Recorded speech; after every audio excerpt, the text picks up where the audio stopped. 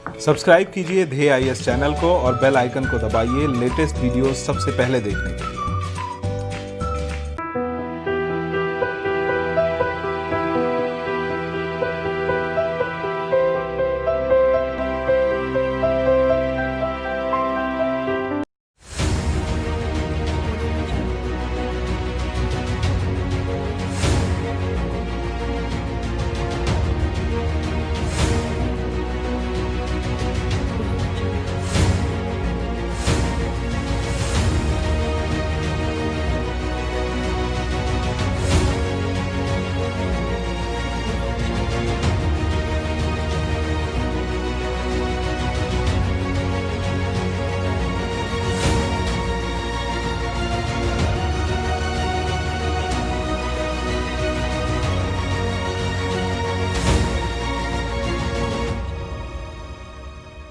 नमस्कार, मैं सुनील वर्मा ध्येय आईएएस टीम की ओर से आपका स्वागत करता हूं ध्येय टीवी पर।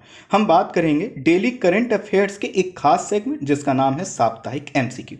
इसमें डेली करंट अफेयर्स की जो वीडियो मैं प्रतिदिन आप तक पहुंचाता हूं उसमें कवर किए गए टॉपिक से कुछ एमसीक्यू अर्थात मल्टी चॉइस क्वेश्चंस बनाकर आपके सामने प्रस्तुत करता हूं, जिनको सॉल्व करके आप ये चेक कर सकते हैं कि करंट अफेयर्स के टॉपिक पर आपकी पकड़ कितनी मजबूत हुई है। इसी प्रोग्राम को आज फिर हम आगे बढ़ाएंगे और बात करेंगे कुछ एमसीक्यू पर। आपकी स्क्रीन पर मैं प्रश्न रख रहा हूं, उनको ध्यान से पढ़िए और धैर्यपूर्वक उनका जवाब दीजिए, सही आंसर दीजिए। पहला प्रश्न जो आपकी स्क्रीन पर हुआ है, संघाई सहयोग संगठन हाल के समय में चर्चा में बना हुआ है, इसके संदर्भ में असत्य कथन का चयन कीजिए। तो आपको यह बताना है कि जो संघाई सहयोग संगठन है उसके संदर्भ में जो 4 विकल्प हैं, कौन सा विकल्प गलत है। पहला विकल्प एससीओ अर्थात संघाई सहयोग संगठन के रक्षा मंत्रियों की बैठक हाल ही में रूस में हुई।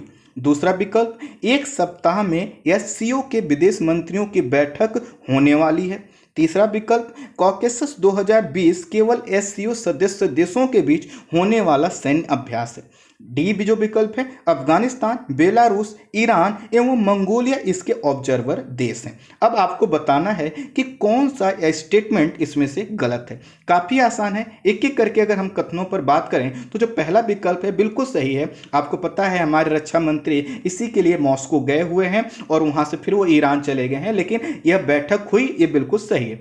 दूसरा जो विकल्प के एक सप्ताह में एससीओ के विदेश मंत्रियों की बैठक होने वाली है, बिल्कुल सही बात है। लगभग 10 सितंबर का जो डेट है वह तय की गई है। हाँ, वो चेंज हो सकती है या हो सकता है भारत उसमें पार्टिसिपेट ना करे, वो अलग इशू है, लेकिन कहीं ना कहीं यह जो है जो विकल्प है ये सही है कि बैठक तो होने वाली है।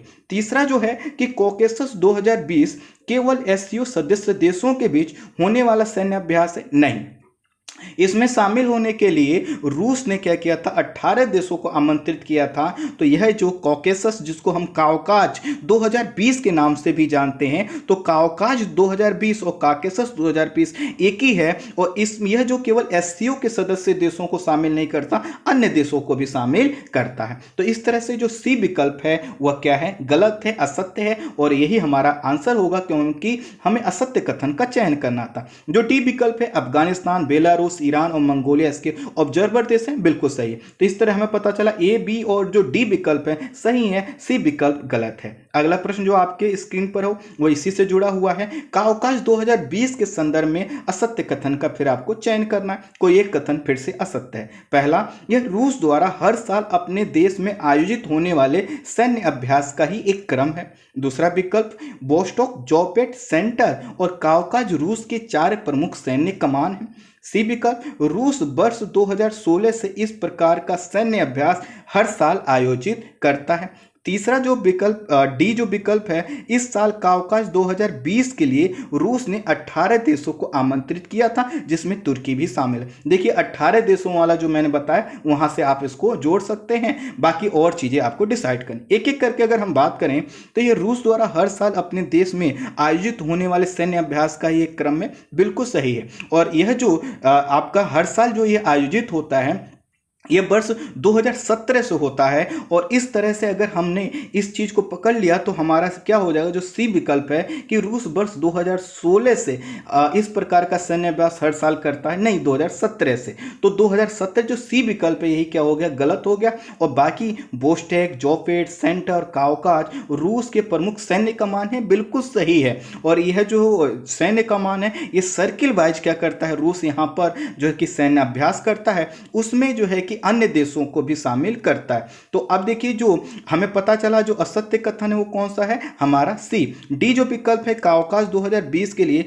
रूस ने 18 देशों को आमंत्रित किया था, यहां तक तो मैं बता ही चुका हूं, बिल्कुल सही। इसमें तुर्की भी शामिल था, ये भी सही है। और इसी में क्या हुआ था, भारत ने अभी शामिल होने से इनकार कर दिया। उसके पीछे कई कारण थे, एक तो कोरोना था, और इससे भी बढ़कर कारण कोरोना फैलाने वाले देश चीन से भारत जो है कि किसी भी प्रकार की निकटता नहीं चाहता, क्योंकि एससीओ के सदस्य देश के रूप में चीन भी इसमें शामिल होगा, पाकिस्तान भी शामिल होगा। भारत ने इसीलिए क्या किया, इससे अपने कदम पीछे खींच लिए। भारत ने कहा कि एक साथ सीमा पर अतिक्रमण और सैन्य जो है कि अभ्यास एक साथ नहीं चल सकते। तो इस तरह से हमें असत्य कथन का चयन करना था। सी जो कथन है वह क्या है, असत्य है। उसके बाद अगला प्रश्न जो है, आजादी के बाद भारतीय अर्थव्यवस्था ने अब तक कितनी बार नकारात्मक जीडीपी वृद्धि देखी है। तो अब आपको बताना है कि आखिर आजादी के बाद से जो निगेटिव जीडीपी ग्रोथ रही है वो कितनी बार रही है, और अभी तक का मतलब है अभी तक। तो इसमें देखिए ये जो विकल्प है 5 बार, बी विकल्प है 4 बार, सी विकल्प है 6 बार,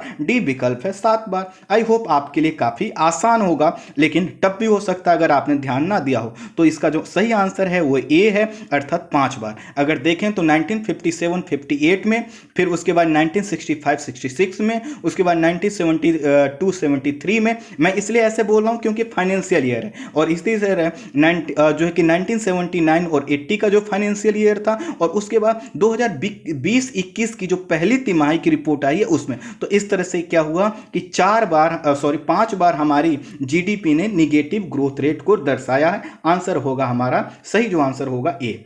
आगे बढ़ते हैं अगले प्रश्न पर। कोरोना की वजह से मंदी की अवस्था में जाने वाला प्रमुख देश निम्न में से कौन सा था।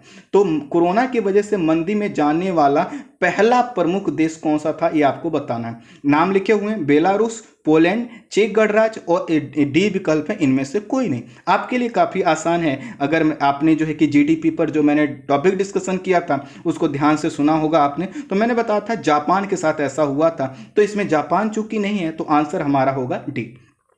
अगला प्रश्न जो आपकी स्क्रीन पर है, हाल ही में भारतीय अर्थव्यवस्था में 23.9% की नकारात्मक जीडीपी ग्रोथ की रिपोर्ट आई है। निम्न में से किस सेक्टर में सबसे ज्यादा निगेटिव ग्रोथ रेट या नकारात्मक ग्रोथ रेट प्राप्त हुआ है, यह आपको बताना है। और इसके जो विकल्प हैं वह, पहला जो विकल्प है कंस्ट्रक्शन सेक्टर, दूसरा है मैन्युफैक्चरिंग सेक्टर, तीसरा है सर्विस सेक्टर, और चौथा है माइनिंग सेक्टर। ये क्या हुआ ना, पेज टाइप होने की वजह से ये अलग चला गया, तो मैं आपको बता दे रहा हूं जो डी विकल्प है वो माइनिंग सेक्टर है। तो यहीं पर आप देख लीजिए और सही आंसर बताइए। आपके लिए आसान होना चाहिए था, क्योंकि जीडीपी के जो निगेटिव ग्रोथ रेट गई है ये ऐसी ग्रोथ रेट है जिसकी काफी चर्चा हुई। मैंने इसमें काफी डिटेल में वीडियो बनाया था। तो अगर देखें तो कंस्ट्रक्शन के जो एरिया में जो ग्रोथ रेट प्राप्त हुई है वह हुई है -51.4%, अर्थात माइनस में 51.4%। और यही क्या है, सबसे ज्यादा इसी क्षेत्र में देखिएगा।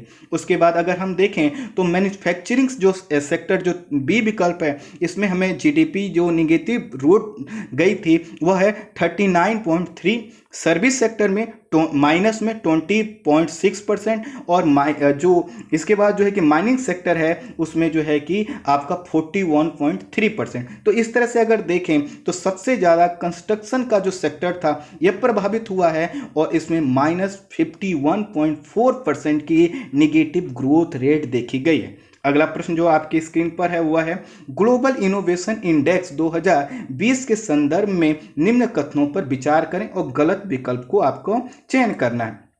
चारों विकल्प आपकी स्क्रीन पर हैं और इनको देखकर आप बताइए। पहला है, सूचकांक में स्विट्जरलैंड और संयुक्त राष्ट्र अमेरिका को क्रमशः प्रथम और द्वितीय स्थान प्राप्त हुआ। बी जो विकल्प है, वर्ष 2020 में इसकी theme who will finance innovation है। तीसरा जो विकल्प है, इंटेलेक्चुअल प्रॉपर्टी पेमेंट में 27वां स्थान भारत को प्राप्त हुआ है। चौथा जो विकल्प है इसे वर्ष 2007 में इंसीड एवं वर्ल्ड बिजनेस नामक पत्रिका द्वारा शुरू किया गया था।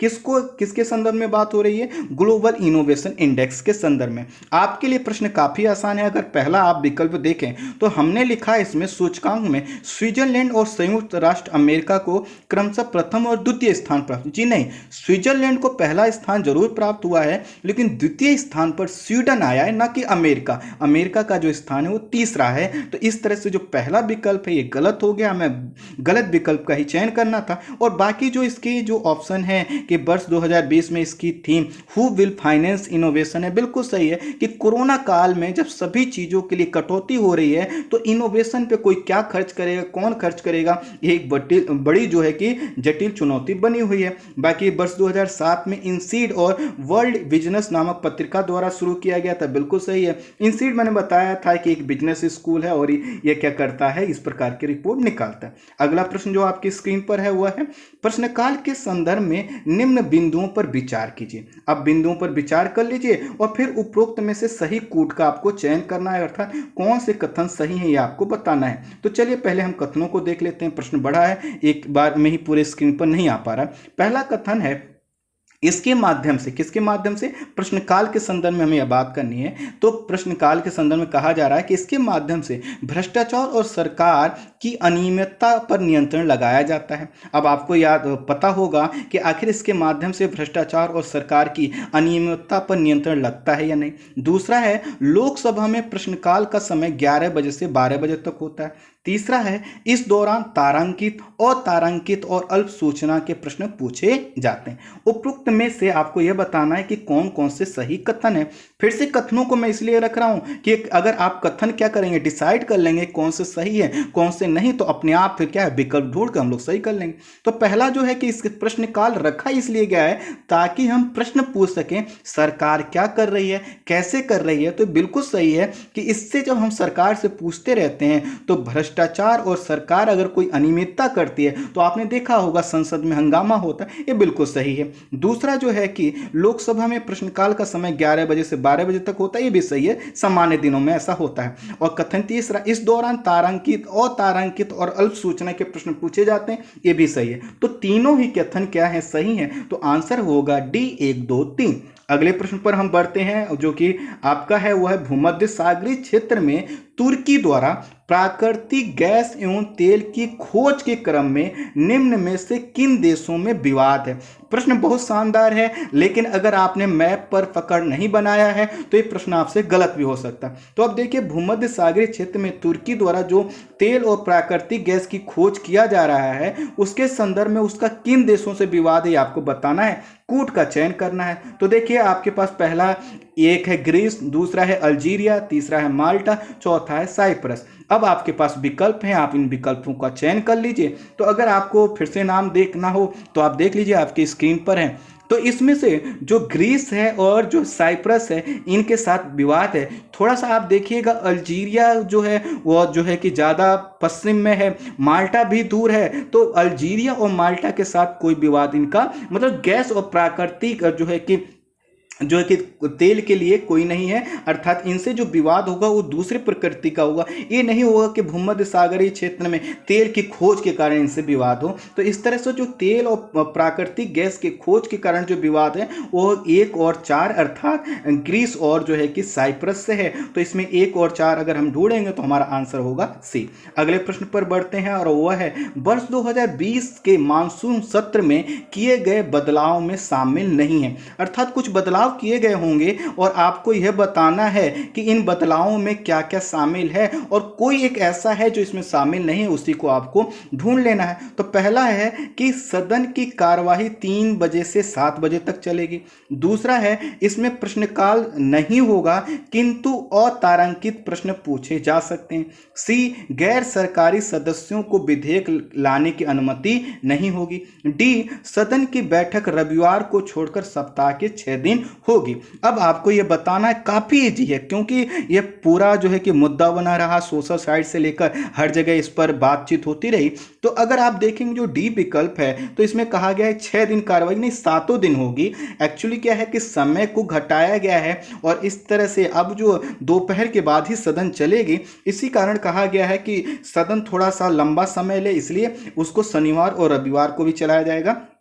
7 दिन चलाया जाएगा, तो 6 दिन लिखा है, ये गलत है। बाकी जो भी लिखे हुए हैं ए बी सी ये सब सही हैं। ज़्यादा व्याख्या करेंगे तो प्रश्न छूट जाएंगे, प्रश्नों की संख्या आज हमारे पास ज़्यादा है। अगला प्रश्न जो आपकी स्क्रीन पर है वह है संघाई सहयोग संगठन के संदर्भ में निम्न में से असत्य कथन का चयन करना है। संघाई सहयोग संगठन इंपॉर्टेंट है ऑर्गेनाइजेशन के पॉइंट ऑफ व्यू से और हाल में हो रहे डेवलपमेंट के पॉइंट ऑफ व्यू से, इसलिए प्रश्न भी ज़्यादा है। पहला है इसकी स्थापना का मुख्य उद्देश्य नस्ली और धार्मिक चरमपंथ से निपटना एवं व्यापार निवेश को बढ़ावा देना था। दूसरा, भारत 2007 में इसका पूर्णकालिक सदस्य बना।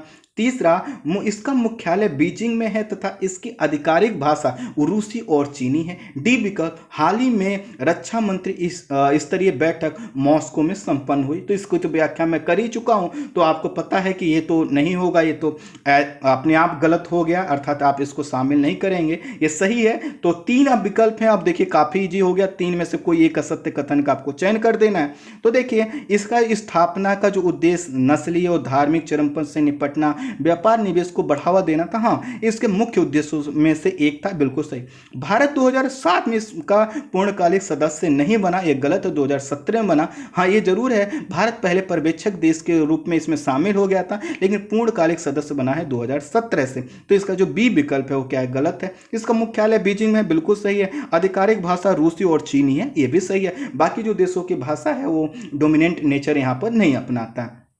तो इस तरह से हमें सत्य कथन का चयन करना था, बी हमारा सत्य कथन है। अगले प्रश्न पर बढ़ते हैं और वह है वर्ल्ड इंटेलेक्चुअल प्रॉपर्टी ऑर्गेनाइजेशन के संदर्भ में निम्न कथनों पर आपको विचार करना। पहला कथन, संयुक्त राष्ट्र की एक विशिष्ट एजेंसी के रूप में वर्ष 1967 में इसका गठन हुआ। अब आपको पता होगा इसका गठन हुआ या नहीं हुआ। दूसरा कथन, इसका मुख्यालय जेनेवा में है। तीसरा कथन, इसकी बैठक में सदस्य देशों के अलावा एनजीओ भी भाग लेते हैं। चौथा कथन, वर्ष 1970 में भारत इसका सदस्य बना। अब आपको उपरोक्त में से असत्य कथन का आपको चयन करना है। आपके लिए थोड़ा प्रश्न टफ भी हो सकता है, इजी भी हो सकता है, मैटर इस पर करेगा कि आपकी टॉपिक पर कमांड कितनी है। तो अगर आप इसमें देखें तो यह संयुक्त राष्ट्र की विशिष्ट एजेंसी है जो इंटेलेक्चुअल प्रॉपर्टी राइट को देखती है और इसका जो गठन है वो 1967 में हुआ है, बिल्कुल सही। मुख्यालय जिनेवा में, ये भी सही है। इसकी बैठक में जो है कि सदस्य देशों के अलावा एनजीओ और जो अंतर सरकारी और अन्य संगठन है वो भी शामिल होते हैं, बिल्कुल सही है। भारत जो है कि वर्ष 1970 में इसका सदस्य नहीं बना, भारत जो इसका सदस्य बना था वह 1975 में बना था। आपको पता है कि भारत की सदस्यता को लेकर कि उसका सदस्य है या नहीं है, पहले बना या बाद में, ऐसे प्रश्न पूछे जाते हैं। तो हमें चुनना था असत्य कथन, तो हमें पता चला कि वह जो 4 विकल्प है, चौथा जो विकल्प है वही असत्य है, तो हमें डी विकल्प हमारा आंसर हो जाएगा। अगले प्रश्न पर बढ़ते हैं और वह है निम्नलिखित कथनों पर हमको फिर से विचार करना है। पहला कथन है तारांकित प्रश्न वे प्रश्न होते हैं जिनके आगे तारांक लगाया जाता है, इनका उत्तर मौखिक रूप में दिया जाता है और पूरक प्रश्न भी पूछे जा सकते हैं। दूसरा जो कथन है अतारांकित प्रश्नों के उत्तर लिखित रूप में दिए जाते हैं और इन प्रश्नों का पूरक प्रश्न नहीं पूछे जा सकते। तो निम्नलिखित में से सही कथन को चुनना है कि कौन कौन से कथन सही है, आपको बताना है। विकल्प आपके पास है कि कथन 1 सही है, दूसरा है कथन 2 सही है, दोनों कथन सही हैं और दोनों कथन गलत हैं, आपको बताना है। तो आपने अगर सी आंसर चुना है कि दोनों कथन सही है तो बिल्कुल सही है, क्योंकि जो तारांकित प्रश्न होते हैं इनका मतलब है उसके आगे तारांक लगाया गया। मौखिक उत्तर पूछा जाएगा तो काउंटर में प्रश्न पूरक प्रश्न आ सकते हैं। वहीं जो अतारांकित प्रश्न होता है चूंकि उनका लिखित में उत्तर दिया जाता है, तो अब कोई बार बार खाली नहीं बैठा है कि आप बार बार प्रश्न पूछते रहें उसके पूरक प्रश्न के तौर पर और जवाब देते रहें। तो दोनों कथन क्या है, सही है। अगले प्रश्न पर बढ़ते हैं, वह है इंसरलेक एयरबेस अमेरिका के लिए महत्वपूर्ण रणनीतिक एयरबेस है जिसका प्रयोग हम मध्य पूर्व और अफगानिस्तान के मिशन में करता आया। यह कहाँ अवस्थित है? यह जो है कि मैपिंग से रिलेटेड प्रश्न है और ये काफ़ी इंपॉर्टेंट है। आई होप आपने इस पर ध्यान दिया होगा। मैंने तो वीडियो जब बनाया था तो मैंने इस पर बात भी की थी। तो अब देखिए ऑप्शन है आपके पास इजराइल, दूसरा जो विकल्प है सऊदी अरब, तीसरा है साइप्रस और डी जो विकल्प है कोई नहीं। आपको बताना है कि आखिर इंसरलैक एयरबेस कहाँ पर स्थित है, जिसका प्रयोग जो है कि वो अमेरिका करता आया है। तो इसका जो सही आंसर है तुर्की, चूंकि तुर्की इसमें शामिल नहीं है और इसके कारण आंसर होगा इनमें से कोई नहीं। बात यह थी कि अभी कुछ समय पहले ही अमेरिका ने जो है कि तुर्की को धमकी दिया था कि अगर आप जो है कि इसी तरह से की गतिविधियां करते हो, चाहे आप रूस के साथ जो संबंध बढ़ा रहे हो, AS-400 मिसाइल डिफेंस सिस्टम खरीद रहे हो, तो हम आप पर प्रतिबंध लगा देंगे। तो तुर्की ने कहा लगा दो, हम भी आपके जो है कि आपके लिए जो हमने 2 एयरबेस दे रखे हैं उसमें से एक इंसरलैक भी हम उसको बंद कर देंगे। तो इस वजह से चर्चा में बना हुआ। अगला प्रश्न जो आपकी स्क्रीन पर है वो है इंद्र अभ्यास 2020 के संदर्भ में निम्न में से गलत विकल्प को आपको चुनना है। कोई कथन क्या है गलत है इंद्र अभ्यास 2020 के संदर्भ में, इसको आपको चुन लेना है। चारों विकल्प आपके स्क्रीन पर दिखाई दे रहे हैं। यह भारत और रूस के मध्य एक नौसैनिक अभ्यास है, ठीक है। दूसरा जो विकल्प है अंडमान निकोबार द्वीप समूह के पास आयोजित किया जाएगा। तीसरा जो विकल्प है इसमें ट्रैकिंग करने, उड़ान भरने, सतह एवं हवाई लक्ष्यों पर गन फायरिंग करने का युद्धाभ्यास किया जाएगा। डी, इसका उद्देश्य दोनों देशों की सेनाओं के बीच सामरिक कौशल और सैन्य तकनीकी क्षमता का चीन के संदर्भ में परीक्षण करना है। आपके पास चारों विकल्प हैं, कोई एक कथन गलत है और आपके लिए काफी इजी होना चाहिए इस पर, क्योंकि हम जब भी चीन से कोई बात होती है, रूस से कोई बात होती है तो हमारे कान खड़े हो जाते हैं, हमको लगता है बड़ा इशू है और यह है भी बड़ा इशू, तो आपके लिए आसान है। अगर आपने इसका जो डी विकल्प है इसको असत्य माना तो बिल्कुल सही किया है आपने। इसमें देखिए इसका उद्देश्य दोनों देशों की सेनाओं के बीच सामरिक कौशल और सैन्य तकनीकी क्षमता का प्रदर्शन करना है, क्षमता बढ़ाना है, एक दूसरे से डेटा शेयर करना है, सही है। लेकिन चीन के संदर्भ में इसका परीक्षण करना नहीं है कि चीन जो है कि क्या हिंद महासागर में अपनी गतिविधियां बढ़ा तो कैसे काउंटर किया जाए, आओ परीक्षण कर लेता है, ऐसा कुछ नहीं है। बाकी इसमें यह भारत और रूस के मध्य एक नौसैनिक अभ्यास है, बिल्कुल सही है। अंडमान निकोबार द्वीप समूह के पास आयोजित किया जाएगा, ये भी बिल्कुल सही है। और इसमें जो है कि जो सी विकल्प है ये भी सही है। अगले प्रश्न पर बढ़ते हैं और वह है भारत में संसदीय प्रश्न पूछने की शुरुआत किस अधिनियम द्वारा हुई थी, यह आपको बताना है। आपके लिए प्रश्न जो है कि इजी होना चाहिए। क्योंकि इजी होना चाहिए क्योंकि प्रश्नकाल के संदर्भ में आपसे मैंने प्रश्न पूछा था, तो इसमें अगर आप देखेंगे तो यह हुआ था एकदम जो है कि फुल तरीके से वह हुआ था भारतीय परिषद अधिनियम 1892, अर्थात ये विकल्प बिल्कुल सही है। तो संसदीय प्रश्न पूछने की जो शुरुआत मानी जाती है व्यवस्थित तरीके से वह होती है 1892। आंसर होगा हमारा जो है कि आपका 1892 विकल्प ए। अगले प्रश्न पर बढ़ते हैं और वह है संयुक्त राष्ट्र सुरक्षा परिषद के संदर्भ में निम्न कथनों पर विचार कर सही विकल्प का हमको चयन करना है। तो संयुक्त राष्ट्र सुरक्षा परिषद हमेशा चर्चा में बना रहता है, देखते हैं आपकी पकड़ कितनी मजबूत है। पहला कथन, इसमें अस्थायी सदस्यों को चुनने का उद्देश्य क्षेत्रीय संतुलन कायम करना है। दूसरा कथन, स्थायी और अस्थायी सदस्य बारी बारी से 1 माह के लिए परिषद की अध्यक्षता करते हैं। तीसरा कथन, भारत वर्ष 2021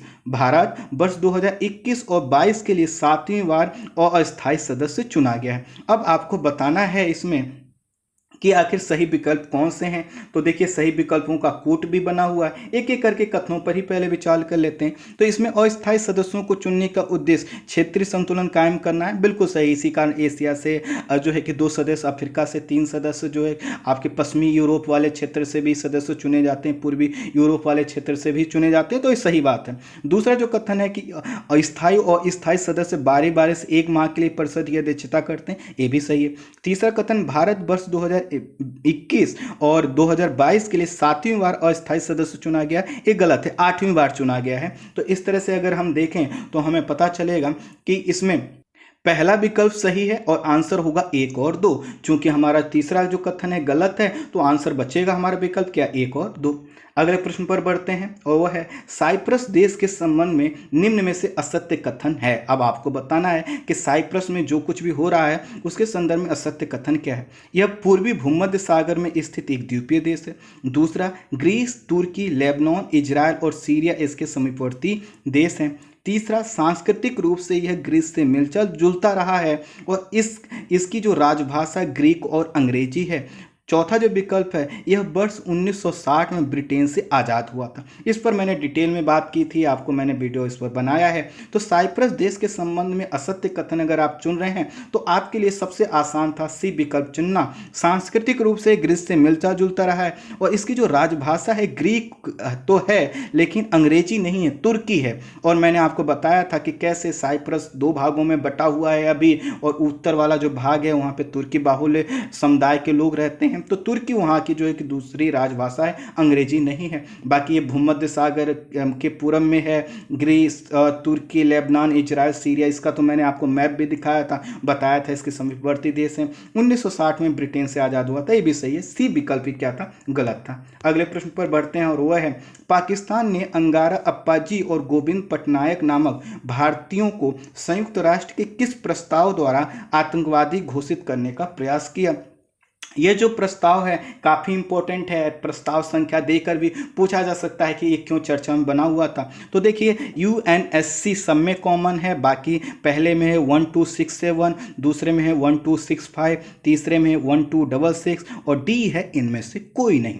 अब आप बताइए कि आपको क्या लगा, तो इसका सही आंसर क्या होगा। तो आपने अगर देखा होगा इस वीडियो पर, तो हमने बात की थी कि आखिर संयुक्त राष्ट्र में भारत की जो है कि कैसी जीत हुई है, तो उसमें सही विकल्प जो है वह है ये UNSC 1267 और यही क्या है, इसका सही आंसर है। मैंने बताया था इसका जो उद्देश्य था वह उद्देश्य यह था कि जो अलकायदा था उसके संदर्भ में इसको लाया गया था और उसी समय से जो भी अगर कोई देश मान लीजिए किसी व्यक्ति किसी संस्था को आतंकवादी घोषित करवाना चाहता है तो UNSC का प्रस्ताव 1267 ही क्या होता है, यूज होता है, उसी के तहत आतंकवादी घोषित करवाया जाता है। तो पाकिस्तान ने भी एक चाल चली थी, लेकिन पाकिस्तान को मुंह के बल खानी पड़ी। तो इस तरह से ये जो विकल्प है ये हमारा आंसर होगा। अगले प्रश्न पर बढ़ते हैं। सर्वोच्च न्यायालय ने दूरसंचार कंपनियों के एडजस्टेड ग्रॉस रेवेन्यू अर्थात AGR के संदर्भ में एक आदेश दिया है जिसमें शामिल नहीं है, अर्थात उसके आदेश का आपको पता होगा तभी आप आंसर कर पाएंगे।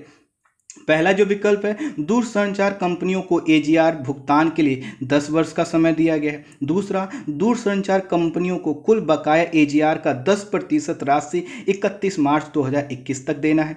सी, 10 वर्षों तक दूरसंचार कंपनियों और दूरसंचार विभाग को प्रति वर्ष आदेश के अनुपालन की रिपोर्ट सर्वोच्च न्यायालय को देनी होगी। डी, आदेश जो है कि कोरोना महामारी की परिस्थिति तथा किसी कंपनी के एकाधिकार की संभावना को कम करने के कारण दिया गया है। अब आपको बताना है कि आखिर ये जो सर्वोच्च न्यायालय ने आज जो आदेश दिया है उसमें क्या शामिल नहीं है। तो देखिए जो पहला ABC विकल्प है बिल्कुल सही है। इसमें जो डी विकल्प है ना कि कोर्ट ने यह नहीं माना कि अगर हम इनको बाहर कर देंगे, AGR नहीं देंगे तो मोनोपोली हो जाएगी, ये कोर्ट के आदेश में नहीं था। हाँ, ये चिंता हमारी आपकी थी और कहीं ना थोड़ी बहुत छुपी हुई भावना सरकार की भी थी, लेकिन कोर्ट की चिंता नहीं थी। कोर्ट तो ये सोच रहा था और उसके सामने मुद्दा ये था कि आखिर AGR कंपनियों को देना है या नहीं देना और कितना देना है। तो कहीं ना कहीं डी विकल्प क्या है, असत्य है। ये जो एकाधिकार वाली भावना बात है ये गलत है। हाँ, ये जरूर है कि 10 वर्ष का जो समय दिया वो कोरोना महामारी की परिस्थिति के कारण,